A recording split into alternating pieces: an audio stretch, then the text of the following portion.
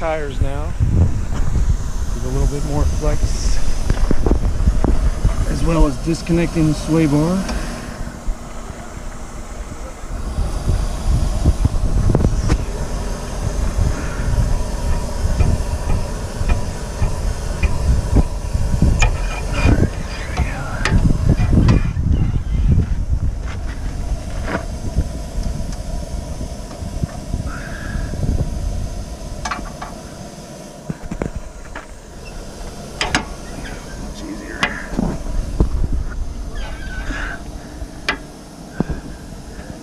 Zone lift, they give you these little straps. I mean, they're cheap, but they work.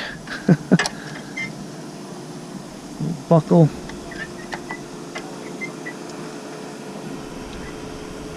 Come on, can I do it one-handed? Let's see. Nope, I need two hands here.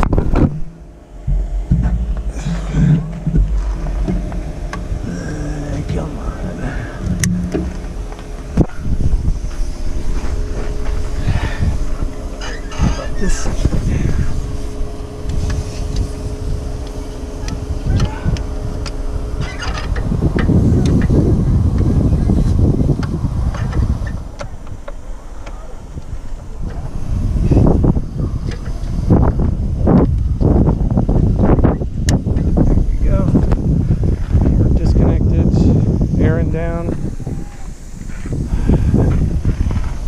He's back in here for safekeeping.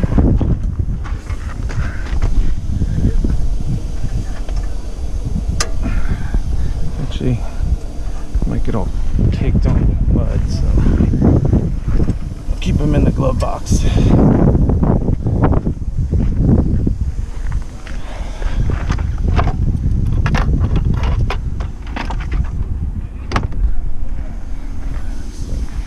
Down here,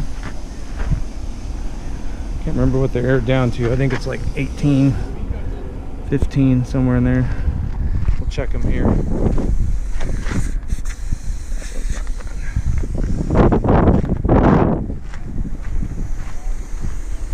Still working here. The Zone 4.25 inch lift sitting on 35 inch BFG KM3s, 35, 1250, 15s. So far, I really like these tires. I've never owned a, well, I have owned a BFG. It was this factory JKU Rubicon tires, the KMs. They were the originals, but they were modified a little bit for the JK when it came out. Check on in and we'll hit the trails. Well, it's past 3, so the office is closed. I think I can just come on in. I've got the membership, the 6-month membership. Gives you access to their park anytime, basically. Really convenient if you want to come out and test something out. Not during business hours. They're only open I believe Thursday through Sunday, but great park. Lots of trails, every level of trailer you could have, from just dirt roads to buggy trails, and they have ATV trails as well. Separate trail system for those. They even have a shooting range that's not on the park, but it's by it, and it's got the same owner, but different management, I believe. The main area of the park.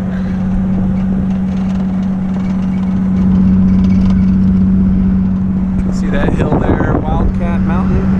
It's like right in the dead center of the park. Got a lookout point of most of the areas here. We'll head up there in a minute. This is the main road coming in, Park Road 1.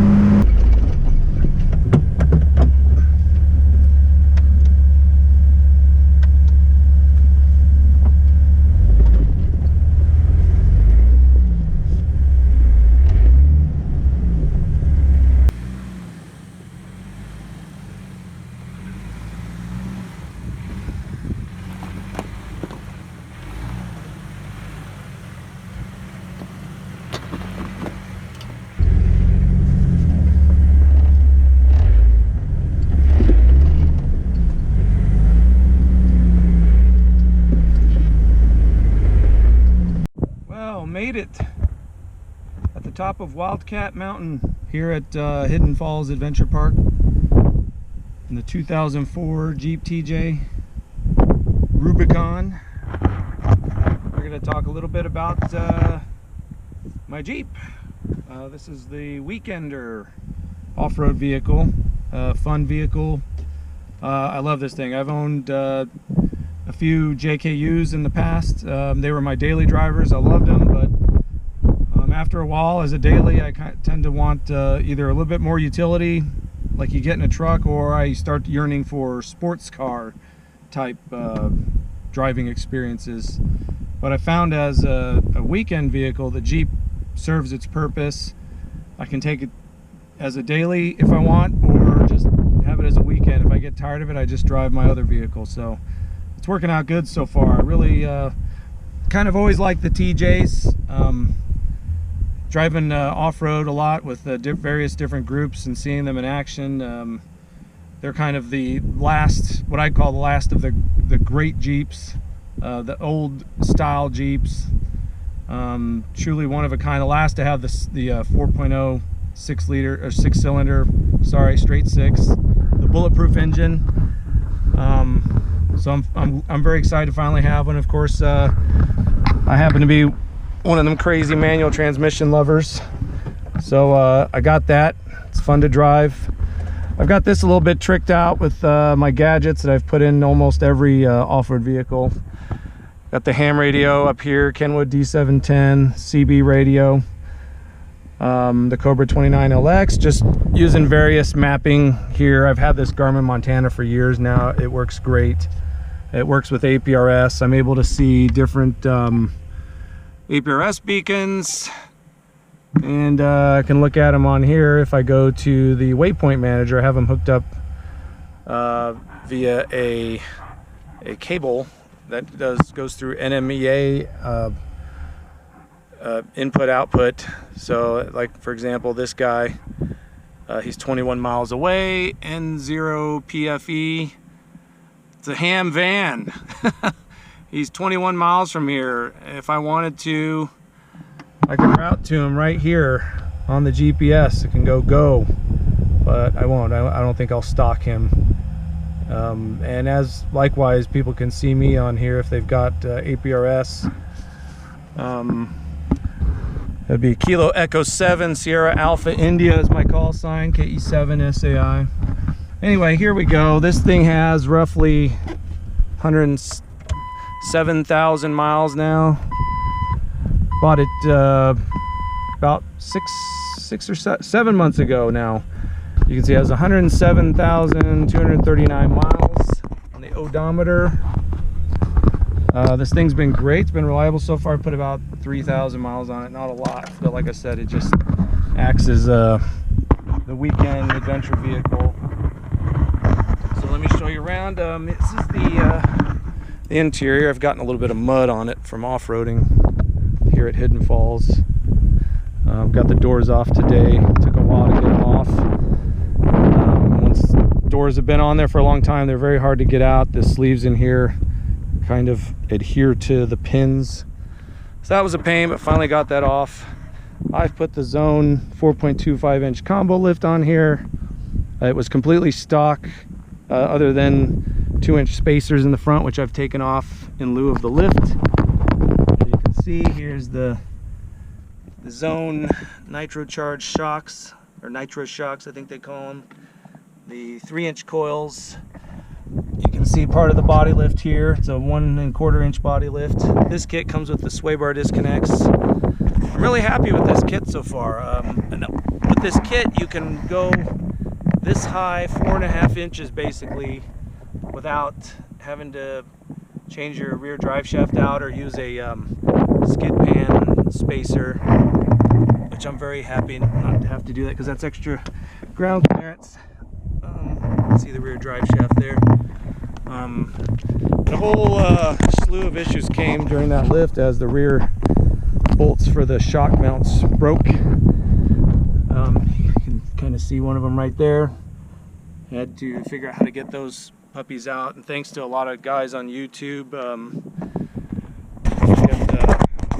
one of them has, I think it's O3D Jeeps.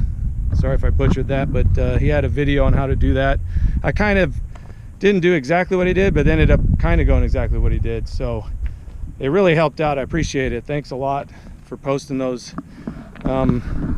Made me not afraid to take out my rear gas tank, which now, since I took out, I upgraded the skid pan to this one by, oh gosh, can't remember the manufacturer. I'll put that probably in the description or link somewhere, but this thing is rock hard. I've hit it several times. It gets hit more than the bumper does, which I've also upgraded. This thing had a horrible setup before. It had the factory bumper, but then had a Reese receiver hitch that was below it. So at stock ride height and all that stuff on there, that thing was just sitting on the ground basically when you off-road it with it. Then upgraded I needed a way to carry. I wanted to put 35-inch tires on here. I know a lot of people said that's not enough height for 35s, but here we are, BFG KM3s with the Quadratec version of the Moab wheels. I forgot what these are called as well. I'm gonna have to put that in the description. But yeah, ended up replacing that rear bumper setup. Needed a way to hold the spare tire. So I got this puppy.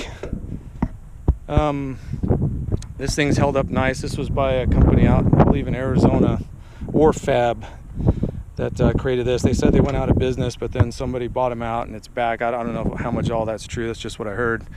But this thing is just rock solid. Holds the 2 jerry cans and the high lift. Even had a way to mount the CB radio or CB antenna and my ham radio antenna. So I am really liking this setup, and it holds the spare tire nicely.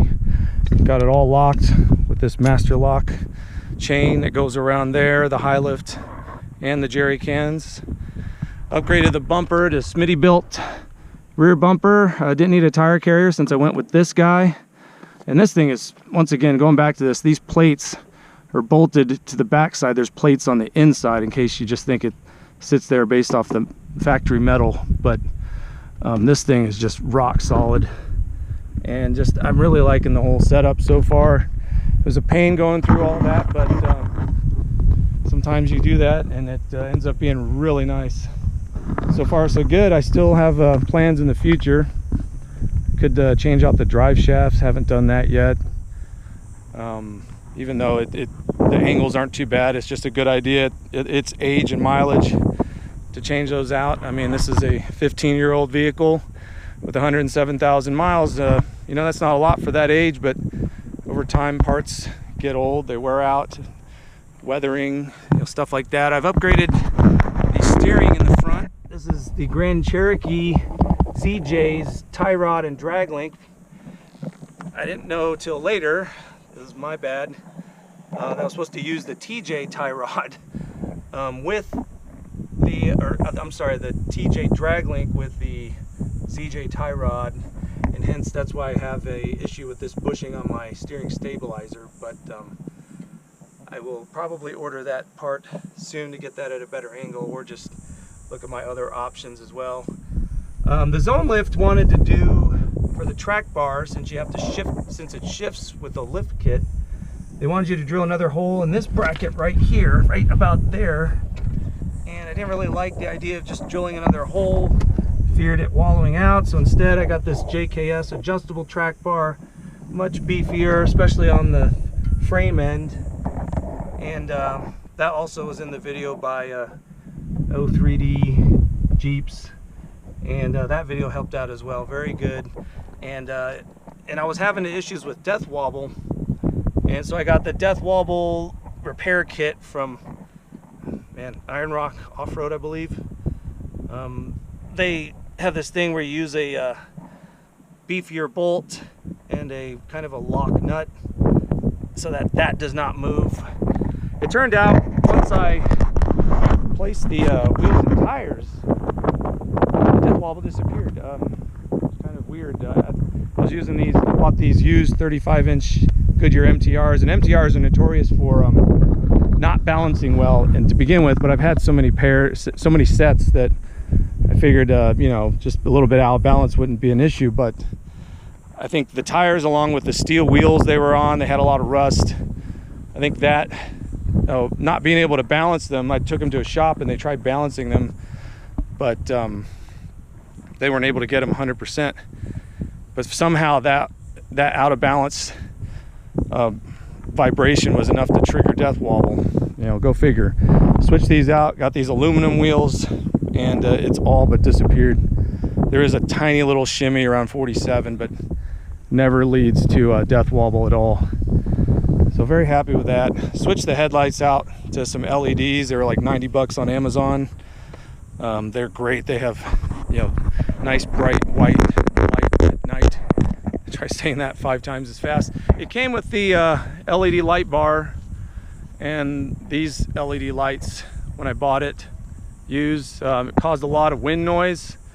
So I got this piece here from Aero Lids. Quite pricey. This piece of plastic. It's a plastic that doesn't crack very easy or something. And that has pretty much gotten rid of the noise. It wasn't just a whistling noise. I was getting this really loud drone. It was causing the whole windshield to vibrate. It might be because the windshield looks like it's been replaced at some point. But that's been good. It's take a look under the hood here at the 4.0 straight 6. And there she is in all her glory. I'm sure she's had plenty of glory days. I seriously doubt this vehicle was wheeled. It seemed very pristine underneath, as far as no scratches or anything, you know, dents from off-roading, rock crawling. Quite familiar with what those look like, having had 3 JKUs, 2 of them for Rubicons, and I've wheeled them pretty decently hard. I mean, not super crazy. They were my daily drivers, but they were, you know, I've got plenty of scratches on those skid plates and plenty of other areas. This is a little bit dirty from the mud around here, as you can see, but she is pretty clean. There's not, maybe a little bit of oil sweating out of this right here, maybe the valve cover, but that's it. It did have an oil leak in the front crankshaft seal, or the front main seal. That had a shop do that. It was like 200 something. But that has cleared that up. There used to be a lot of oil on all these parts. As you can see right here, the fan would throw oil from that crankshaft seal, but that it does that no more. So now just might be the rear main seal next. That tends to go out on all these. Had to replace the battery. It had a Optima yellow top that was like on its last leg. I've had several of those, but decided to opt for the Odyssey. Read in recent years that the quality's gone down on those Optimas, and Odyssey is, you know, hailed by so many. It's a solid battery. I had a Die Hard Platinum before, which is pretty much a rebranded Odyssey. Yes, I'm gonna be changing out these. This is kind of just for the time being, these terminals. The cheap way to do it, but you know, what do you do sometimes when you're working on these? You're short on money from all the money you got invested in it. But I'll be changing those out, hopefully going with the custombatterycables.com setup. I really like that. That was also featured on the O3D overlocked Jeep channel. Gonna be doing that as well. And I got a new plate for it. It was very rusted out, so ordered a new plate and a new bracket there off Quadratec. So that's working good. Now my radios stay on when I start it. They used to, the battery would lose enough power during starting that it would cause them to have to turn on and on. Now they don't. They stay on. That's good. And here you can see the Brown Dog off-road motor mounts. Squeeze down in here. You can see right there. Hopefully it focuses. Brown Dog off-road. These are some solid mounts. Extremely solid. Also changed out all the fluids, the oil, transfer case, manual transmission fluid, the front diff and the rear diff. Did all that. Done that on all my Jeeps, so really like it. 2004 Jeep Wrangler TJ Rubicon. 107,000 miles. Manual transmission. Clutch feels good. Really liking it. So anyhow, that's your not so ordinary car guy, Preston Kessinger, here at Hidden Falls Adventure Park near Marble Falls, Texas. We'll catch you on the trails. See you later.